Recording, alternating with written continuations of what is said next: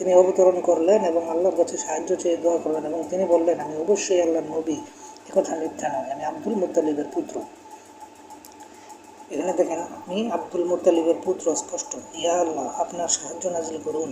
বারা রাদিয়াল্লাহু তাআলা আনহু বলেন, আল্লাহর কসম, যুদ্ধের উত্তেজনা যখন ঘোরতর হয়ে উঠল তখন আমরা তার মধ্যে আত্মরক্ষা করতাম। নিশ্চয়ই আমাদের মাঝে বীর পুরুষ তিনি, যিনি যুদ্ধে তার অর্থাৎ নবী সাল্লাল্লাহু সাল্লামের সামনে দাঁড়াতে সাহসী হতো। হাদিস মান সহিহ। আচ্ছা, এখানে আমরা কি দেখলাম? নবী নিজের মুখে বলতেছে তিনি তার দাদার সন্তান, অর্থাৎ দাদার কী বলবো, দাদার জন্ম আর কি, দাদার পুত্র। তো আমরা অনেক সময় গালিগালাজ দিই, মুসলিমদেরকে ঝাড়সগুলা গালি দিই। অ্যাকচুয়ালি হাদিস অনুসারে আমরা কি দেখতে পেলাম?